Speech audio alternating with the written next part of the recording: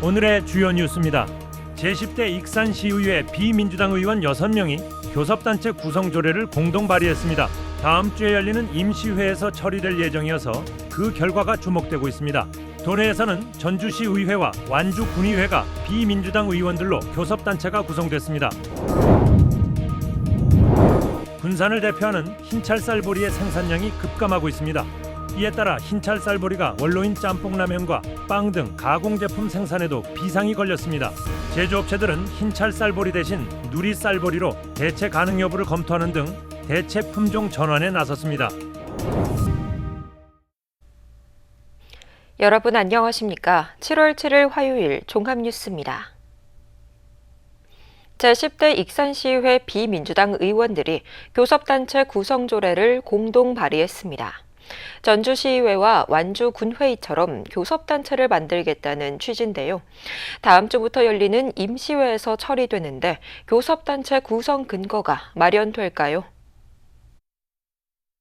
익산시의회 비민주당 의원 6명이 교섭단체 구성 조례를 공동 발의했습니다.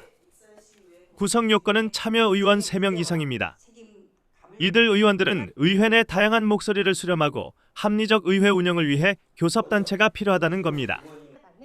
조례는 다음 주부터 열리는 임시회에서 처리됩니다. 상임 및 심의 단계부터 민주당 견제에 부딪힐 수 있습니다. 하지만 비민주당 의원들은 충분한 명분을 갖췄다고 강조합니다. 우선 지방자치법 63조는 지방의회 교섭단체 구성을 보장하고 있습니다. 전국적으로 100여 곳의 지방의회가 조례를 마련했고 도내에서는 전주시의회와 완주군의회가 교섭단체를 만들었습니다. 또 익산시의회 교섭단체 구성 요건인 참여의원 3명은 전주시의회 5명보다 적고 완주군의회 기준과 같습니다. 국회도 교섭단체 구성 요건은 전체 300명 중 20명입니다. 지방자치법 제63조 2항 2를 보면 지방의회는 교섭단체를 구성하게 되어 있는데 구성이나 운영에 대해서는 조례로 정하게 되어 있었습니다. 근데 현재 지방의회 한 100여 곳이 이렇게 교섭단체 조례가 제정이 돼서 구성하고 운영을 하고 있는데 교섭단체가 구성돼도 상생과 협치가 실현될지는 장담하기 어렵다는 시각이 상당합니다. 익산시의회의 민주당 소속 의원은 19명, 민감한 현안 등을 놓고 비민주당 의원들의 교섭단체가 제대로 협상력을 발휘할지 여부는 지켜봐야 합니다. 지방의회라고 하는 게 우리 지역발전이나 주민들의 삶의 질을 높이기 위해서 활동을 하기 때문에 지방의회가 충분히 지역에 있는 다양한 교섭단체와 함께 이제 협의가 이루어질 거라고 생각이 들고요. 상생과 협치 목소리를 높이고 있는 비민주당 의원들. 10대 익산시의회에 들어 교섭단체 구성 근거를 만들기 위한 움직임이 시작됐습니다. KCN 뉴스입니다. 군산시가 추진해온 공공주도 해상풍력단지 개발 사업이 정부 최종 평가를 통과했습니다. 군산시는 2022년부터 추진한 대규모 해상풍력 단지 개발 지원 사업이 한국에너지공단 최종 평가에서 성공 판정을 받았다고 밝혔습니다. 이에 따라 지난 3월 지정된 1.02기가와트 규모 해상풍력 집적화 단지 구축이 본격화될 전망입니다. 이 사업은 지자체가 해상풍력 입지를 발굴하고 주민 수용성을 확보해 대규모 해상풍력 단지 조성 기반을 마련하는 정부 지원 사업입니다. 간척지인 새만금에 작물 연구를 전담할 간척지 농업연구센터가 문을 열었습니다. 새만금 농생명용지 509에 들어선 연구센터는 새만금 농생명용지의 첫 공공기관으로 200억 원을 투입해 연구 부속시설과 100헥타르 규모의 시험 재배지를 갖췄습니다. 또 간척지의 염분과 습해 등 환경적 제약을 극복하기 위한 작물 재배 기법 등을 개발하게 됩니다. 센터가 운영되면 9,430헥타르에 달하는 농생명용지 활용에도 기여할 것으로 기대됩니다.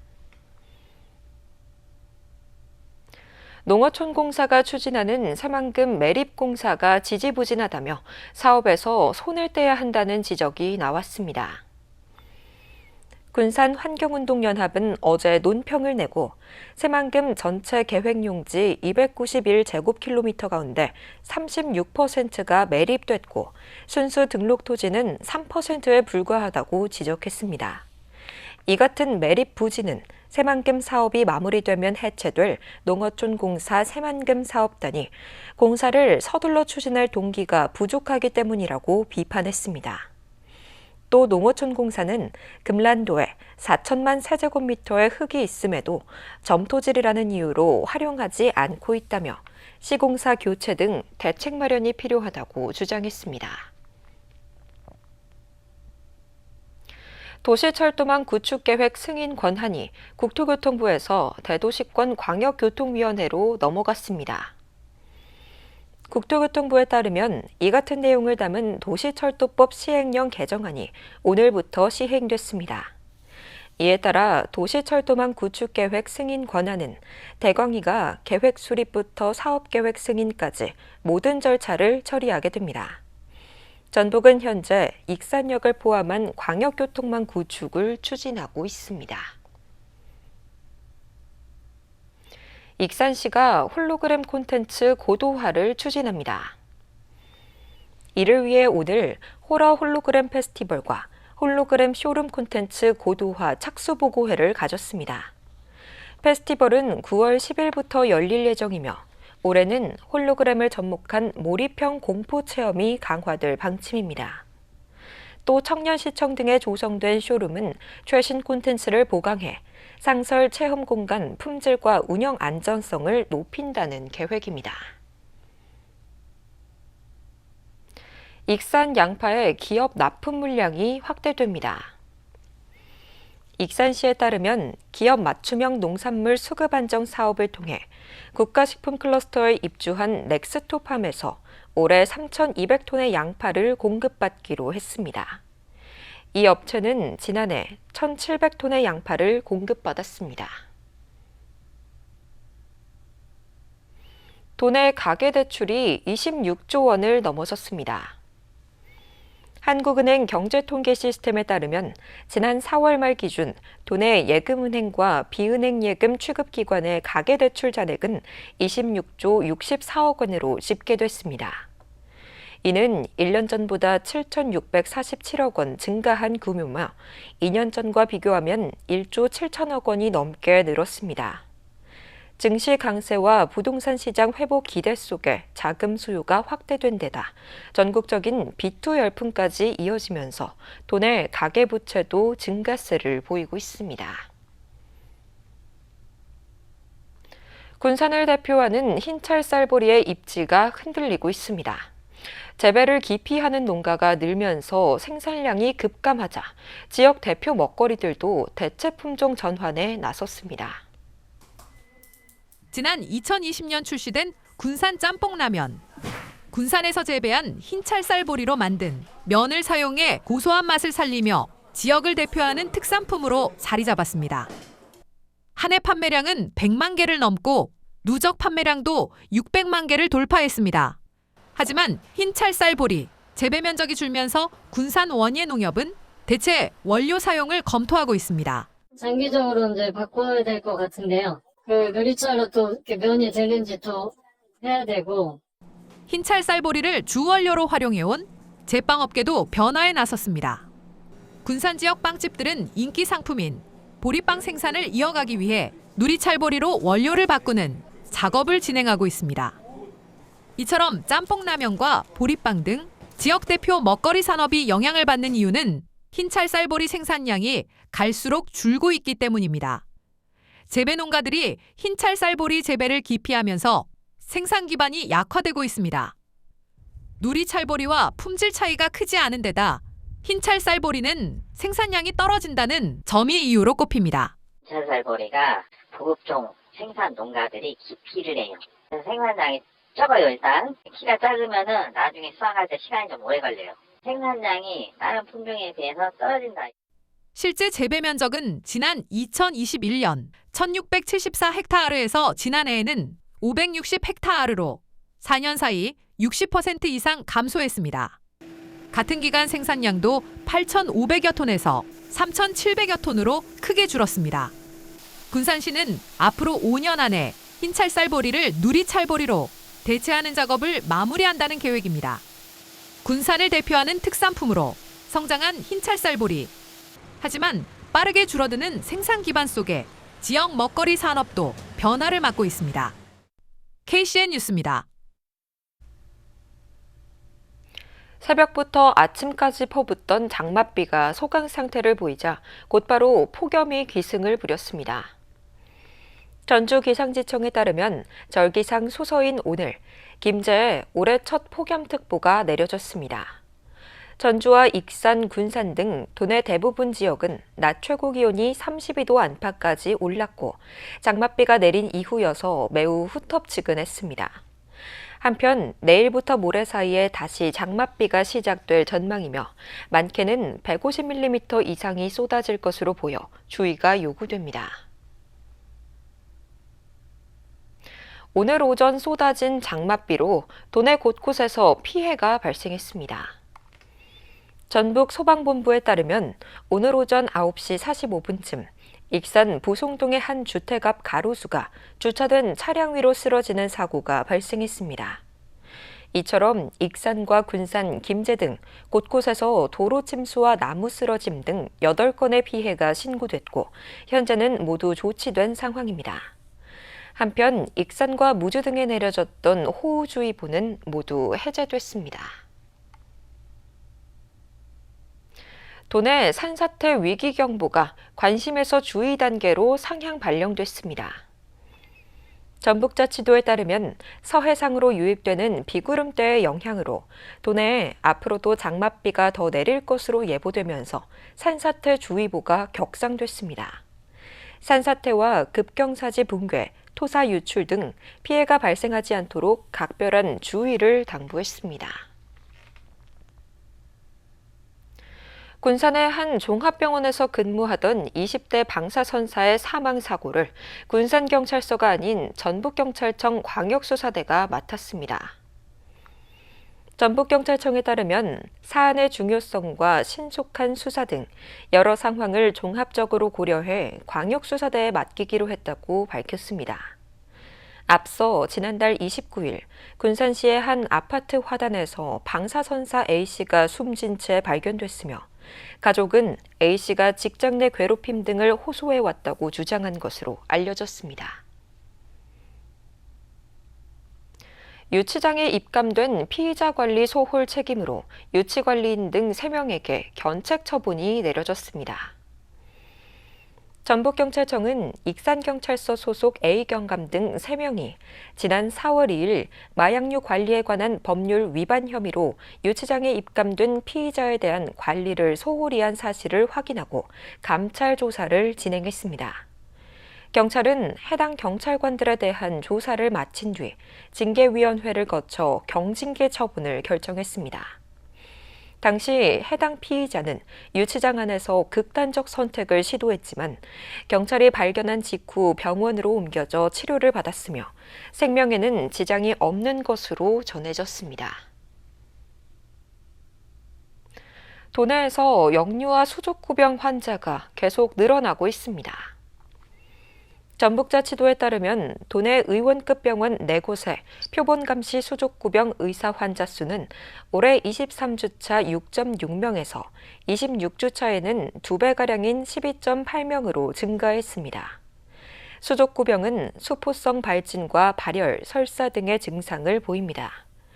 예방 백신이 없는 만큼 개인 위생 관리가 중요합니다. 익산시 등 유관기관들이 오늘 업무 협약을 맺고 시설 아동의 올바른 성가치관 형성에 협력 체계를 구축하기로 했습니다. 이번 협약에는 익산시를 비롯해 익산 성폭력 상담소와 장애인 성폭력 상담소, 기독 사매원, 시온 육아원, 동산원 등이 참여했습니다. 앞으로 아동 연령과 발달 수준을 고려한 맞춤형 성인권 교육을 지원하고 상담과 전문 자문 체계를 구축해 아동 보호를 위한 협력 사업을 추진하게 됩니다. 계속해서 전북권 뉴스입니다. 전북경찰청이 7일 심덕섭 고창군수의 사무실 등에 대해 압수수색을 실시했습니다. 이번 압수수색은 심 군수가 2022년 지방선거를 앞두고 한 건설업자로부터 7천여만 원의 현금을 받은 혐의를 확인하기 위한 것으로 알려졌습니다. 경찰은 해당 건설업자가 심 군수의 측근에게 5천만 원, 심 군수에게 2천만 원을 각각 전달했다는 취지의 진술을 확보한 것으로 전해졌습니다. 경찰은 압수물 분석과 함께 관련자 조사를 이어갈 방침입니다. 호텔 방화 사건의 피해자가 결국 숨졌습니다. 전북경찰청에 따르면 지난달 24일 전주 송천동의 한 호텔에서 남편의 방화로 전신에 2도 화상을 입은 60대 여성이 치료 3일 만에 숨졌습니다. 경찰은 피의자인 70대 남성에게 현주 건조물 방화치사 혐의를 적용한 상태지만 피의자도 화상이 심해 정확한 범행 경위 파악에는 시일이 걸릴 전망입니다. 도내 교원 10명 중 6명은 교권 침해를 직접 경험한 것으로 나타났습니다. 전북교총은 7일 도교육청에서 기자회견을 갖고 도내 교원 535명을 대상으로 실태조사를 벌인 결과 교권 침해를 직접 경험했다는 응답이 60%에 육박했습니다. 또 동료 교원의 피해를 목격했다는 응답까지 합하면 89%에 달했습니다. 전북교총은 학교 교육 정상화를 위해 교육청에 적극적인 대응을 요구했습니다. 지금까지 전북권 뉴스입니다. 민선국이 익산시와 10대 익산시의회가 오늘 상견례를 가졌습니다. 이 자리에서 두 기관은 내년 본예산 편성과 조직 개편 추진 방향 등 주요 시정 현안에 대해 의견을 나눴습니다. 또 시정 현안의 원활한 추진을 위해 집행부와 시의회가 상호 존중과 신뢰를 바탕으로 함께 노력하기로 했습니다. 군산 지역 착한 가격 업소가 늘었습니다. 군산시는 고물가 등 어려운 경제 상황을 고려해 착한 가격 업소 3곳을 추가로 지정했습니다. 이로써 군산 지역 착한 가격 업소는 모두 63곳으로 늘었습니다. 착한 가격 업소란 지역 평균 물가보다 저렴한 가격의 양질의 서비스를 제공해 물가 안정에 기여하는 업소를 말합니다. 군산시가 산업 현장에서 뛰어난 숙련 기술을 보유하고 지역 산업 발전에 기여한 기술인을 발굴, 예우하기 위해 명장을 공개 모집합니다. 모집 분야는 기계 설계와 금속 재료, 공예 등 38개 분야 92개 직종입니다.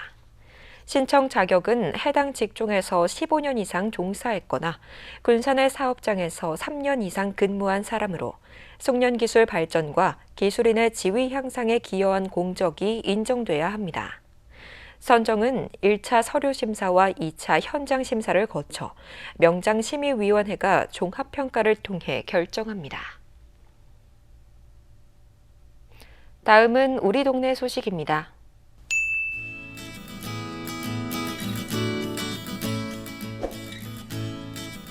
군산시 중앙동이 무더운 여름철을 맞아 시민참여예산 사업인 사랑의 여름나기, 방충망 설치 및 교체 지원 사업을 추진하며 저소득 가구의 건강하고 쾌적한 주거 환경 조성에 나섰습니다.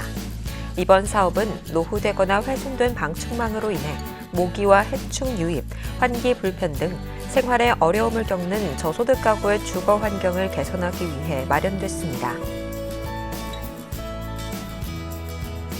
동산동 행정복지센터에서 주민자치 프로그램 천하트 수강생들의 작품 전시회가 열립니다.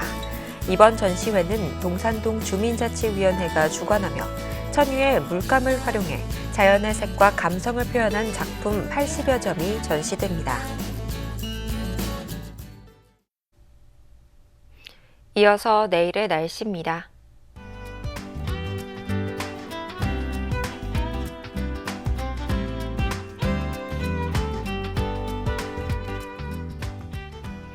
내일은 흐리고 비가 내리겠습니다.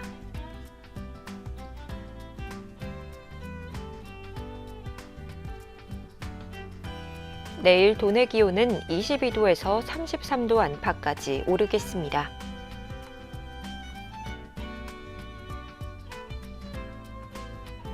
익산은 흐리고 비가 내리겠습니다.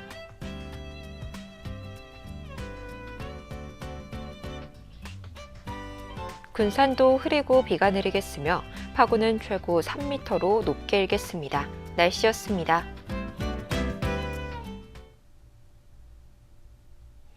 이상으로 KCN 종합뉴스를 마칩니다.